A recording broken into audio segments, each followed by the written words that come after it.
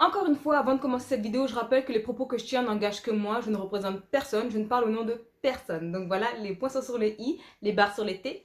Let's go.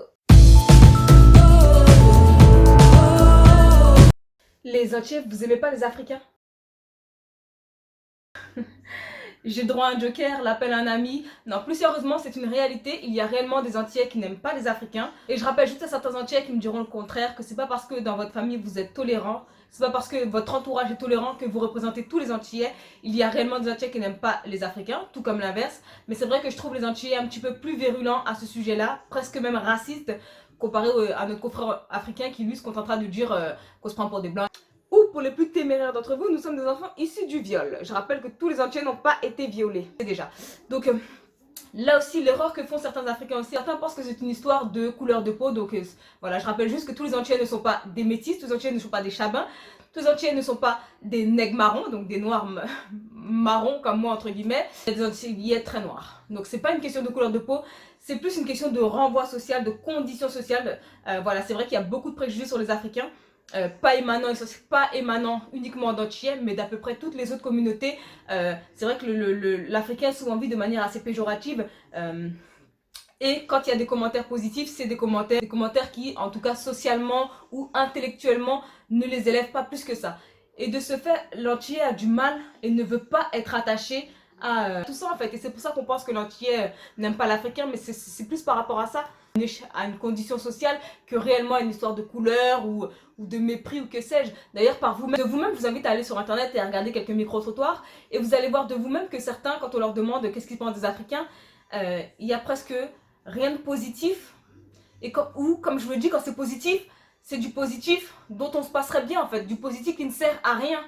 Concrètement, quand on demande à une dame qu'est-ce qu'elle pense des Africains et qu'elle dit qu'ils sont solaires, quand on demande à une dame qu'est-ce qu'elle pense des Africains et qu'elle parle de bananes, enfin, avec toutes les richesses qu'il y a, tout ce qu'on peut tirer de ce continent, c'est vraiment des choses assez négatives finalement, assez négatives, et c'est ce que l'Antillais refute. Donc voilà, à partir de ça, c'est pour ça que certains penseront d'office qu'on se prend pour des blancs, mais en fait c'est une question d'opportunisme en fait, c'est de l'opportunisme. On discute avec n'importe qui, personne n'aime être associé à des choses négatives, c'est humain, c'est purement humain. Donc il faut en soi pas en vouloir aux Antillais, même si parfois c'est vrai qu'ils sont durs. C'est une question quasiment, c'est une question d'opportunisme en fait, purement et simplement. Évidemment, on sait tous que l'Afrique c'est un continent très riche, malheureusement mal exploité, malheureusement mal dirigé surtout. C'est plutôt les anciens qui pensent de la sorte.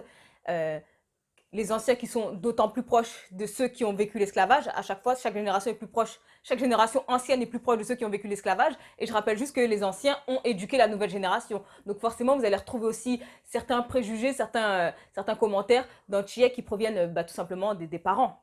Plus que des Antillais même, surtout que beaucoup d'Antillais maintenant naissent en France. Les Antillais, vous avez trop un problème avec la couleur de peau. Chabibi. Non, plus sérieusement, oui, c'est une réalité. Il y a réellement un problème de couleur de peau chez les Antillais, mais c'est quelque chose que j'ai remarqué chez quasiment toutes les communautés à population noire. Donc, dès qu'il y a un noir quelque part, vous pouvez regarder ça dans les pays, dans l'Amérique latine, les Maghrébins, les Indiens, ça existe. Il y a un gros problème avec les noirs foncés et ceux qui sont plus clairs. Donc, c'est une réalité. Il y a vraiment des problèmes de peau, mais c'est pas propre à l'Antillais. Le problème de l'Antillais étant que c'est vrai qu'il est bien classifié, chabine, etc. Tout comme ça existe dans d'autres pays, je ne dis pas le contraire. Chez nous, ce qui est bien, entre guillemets, chez les Antillais, c'est que ça s'arrête à des paroles en fait. C'est des paroles, alors certes les paroles vont certainement impacter le mental, mais pas assez fort pour nous pousser à nous dépigmenter, comparé par exemple peut-être aux Africains qui eux vont jusqu'à se dépigmenter. Je regardais un reportage dernièrement sur le Sénégal, et en fait la dame elle disait qu'elle se commençait à se dépigmenter parce que quand elle allait dans des mariages, il la mettait en second plan, il la mettait en arrière parce qu'elle était trop foncée. Du coup, chez nous, ça n'existe pas du tout ça. Je n'ai jamais entendu dire ça. Je n'ai jamais entendu qui que ce soit faire ça et ça n'existe pas. Nous, ça s'arrête à des paroles où on va dire, par exemple, quelqu'un qui est assez foncé, on va dire ouh là là, fou tout noué, qui va se traduire par ouh là là, c'est fou ce que t'es noir. Idem des termes, par exemple, comme c'est fou ce que t'es tellement noir que t'es bleu. Ça, aux Antilles, on dit pas des choses comme ça. Il n'y a pas de comparatif aussi péjoratif. Ça s'arrêtera à ouh là là, fou tout noué. Donc, c'est fou ce que t'es noir, tu vois. Mais on n'ira pas jusqu'à faire des comparaisons aussi, entre guillemets, malsaines. Après, peut-être que certains enfants dans certaines familles. Mais moi, c'est des choses que j'ai vraiment entendues en France, que de mes confrères plutôt de mes confrères africains plutôt que dans le TMM. Nous, ça s'arrête à des histoires de oulala, je préfère les chabines. Alors, c'est vrai que dès que tu vas en soirée aux Antilles, oulala, ils cherchent tous la chabine. C'est une réalité. Mais voilà, je ne pense pas que ça crée des complexes. Moi-même, j'ai pu avoir des personnes qui m'ont déjà dit c'est dommage, tu seras encore mieux si t'étais chabine. ça m'empêche pas de grandir, je me suis jamais dit dans ma vie que j'allais me dépigmenter ou que c'est dommage que je suis pas plus claire. Jamais. Au contraire, si vous me voyez en été, vous allez dire, mais il y a un fossé. Voilà, moi j'ai pas de soucis particuliers avec la couleur. Après, forcément, c'est des choses que tu entends quand tu es petite. Donc, étant petite, tu as encore un peu plus de mal à te. Tu cherches des repères, tu cherches à qui t'identifier. Donc, on te parle de clarté, de meuf claire, on te parle de fille claire, etc. Toi, forcément, tu te dis, bah, si j'étais claire, machin. Mais quand tu grandis, je peux vous assurer qu'on en a rien à faire. Et d'ailleurs, je pense que la dépigmentation aux Antilles doit être minime. Elle doit être de l'ordre de quoi 0,01%. Et encore, je suis bien gentille quand je dis ça. Moi, je n'ai jamais vu d'Antillais se dépigmenter. Tout simplement parce que ce n'est pas assez fort, assez présent chez nous pour se pousser à se dépigmenter. Mais là, si je le confirme, ça existe bien. Ça existe bien, ces histoires de couleur de peau. Ça reste de l'ordre de la parole plutôt que de l'acte. Si on veut le faire un peu plus technique, il faut savoir que les Antillais ont subi l'esclavage. Le plus clair étant le plus proche du côlon. Donc forcément, ça a laissé des traces. C'est forcé. Il faut même pas avoir un bac plus 5 pour le comprendre. C'est forcé que ça a laissé des traces. Le plus clair étant celui qui avait le plus de privilèges, étant celui qui pouvait accéder plus facilement au côlon. Donc forcément, oui, ça laisse des traces. Mais après voilà, ça tend énormément à se réduire grâce aux réseaux sociaux notamment, mais grâce aussi aux mentalités. Je veux dire, on se mélange tous maintenant. Voilà, grâce aussi aux mentalités, aux personnes qui comprennent que être clair ne veut rien dire. Être clair en plus, c'est montrer entre guillemets ce que tes ancêtres ont pu subir. Donc, est-ce que c'est une réelle fierté? Je vous laisse vous faire votre avis. Oui, le colorisme existe parce que c'est comme ça que ça s'appelle, mais je rappelle juste aussi que c'est à nous, population noire, d'arrêter de sortir des termes du style il est tellement noir qu'il est bleu. Il faut arrêter de sortir des choses comme ça, de se traiter entre nous de bunchi et d'aller expliquer aux autres ce que ça veut dire pour éviter que justement les autres aussi aient à dire ce genre de commentaires sur nos communautés et sur nos couleurs de peau. Donc le colorisme est un problème qui existe dans toutes les populations, chez tout le monde. Oui, les chabines étaient davantage mises en avant dans les début des années 2000, dans les années 90, et elles le sont beaucoup moins maintenant parce que les gens commencent à comprendre que cette histoire de couleur de peau, il faut arrêter, il faut s'aimer tel que nous sommes. La clarté ne fait pas la beauté, je rappellerai à qui veut l'entendre, la clarté ne fait pas la beauté. Et le colorisme, j'ai l'impression qu'il a été beaucoup mis en avant par l'homme parce que c'est vrai que c'est souvent l'homme qui est tout le temps en train de dire « Oh, je cherche une chabine, oh, je veux une chabine » ou quoi que ce soit. Donc c'est vraiment, c'est vraiment toute une mentalité à changer. Comme on dit, Rome ne s'est pas construit en un jour. Et les Antillais, vous n'êtes même pas indépendants. Alors, cette question-là, je l'entends. Je l'entends très souvent, d'ailleurs, c'est une des choses que j'entends le plus, et un peu de tout le monde. Mais le souci que j'ai, c'est que, je l'entends cette question, attention, mais le souci que j'ai, c'est que les gens qui tiennent ce genre de propos sont généralement des personnes chez qui il y a un fort taux de migration dans les pays occidentaux. Donc c'est là tout le paradoxe en fait. Comment on peut demander à une population d'être indépendante quand soi-même on va migrer dans les autres pays? C'est ça le problème que j'ai avec cette histoire d'indépendance. Alors oui, moi personnellement, je ne vais pas te donner ce que je pense réellement de l'indépendance, mais la Guadeloupe c'est en nous, la Guadeloupe c'est pas taillot. Encore une fois, pour tenir ce genre de propos, il faut être né dans son pays, avoir vécu dans son pays et vivre encore dans son pays. Et là, tu peux venir attaquer. Si tu es né en France, encore une fois, si toi aussi tu es né en France et que tu vis en France et que toute ta vie tu l'as bâti en France, quelle est la différence entre vous et nous? En place, il y avait des Haïtiens et souvent on s'embêtait, etc. Et la première chose qu'ils me disaient, c'était que oui, vous n'êtes même pas indépendant. Mais à savoir qu'il y a des conflits entre Antillais, entre Guadeloupéens, Martiniquais, etc.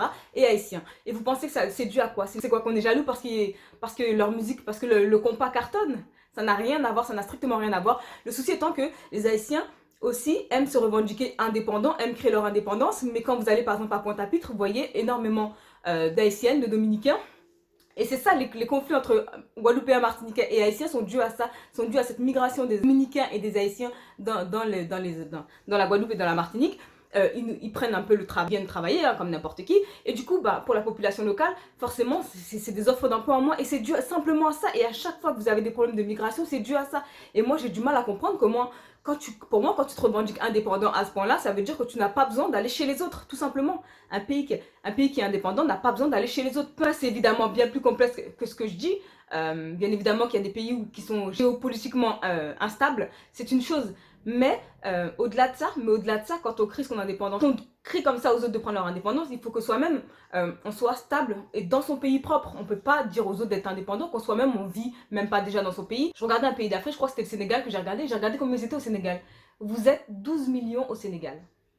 Franchement, je ne m'attendais pas à un tel chiffre quand j'ai vu, et alors que nous, par exemple moi en tant que Guadeloupéenne, on est passé sous la barre des 400 000. Ça veut dire que pour être l'équivalent d'un seul pays d'Afrique, sachant que vous êtes un continent entier, pour être l'équivalent d'un seul pays d'Afrique, il nous faudrait quasiment l'équivalent de 3 îles pour être l'équivalent d'un seul pays d'Afrique.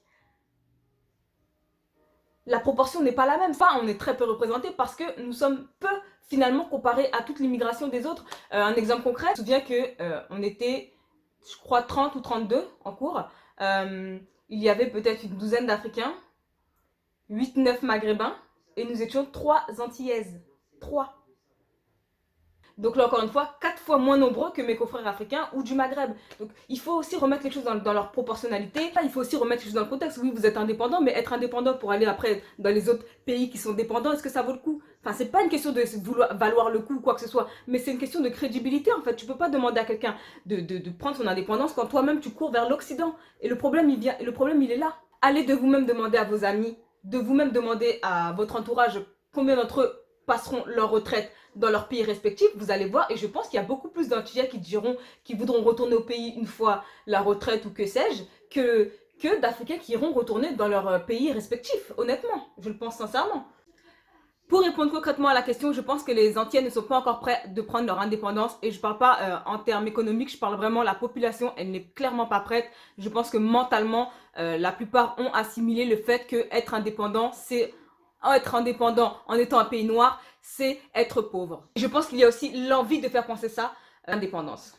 Je pense que c'est. Mais je pense aussi clairement que ce n'est pas aux autres de venir nous dire si on doit être indépendant ou pas. L'indépendance, c'est surtout la place des béquets au sein de la population antillaise qui est à revoir.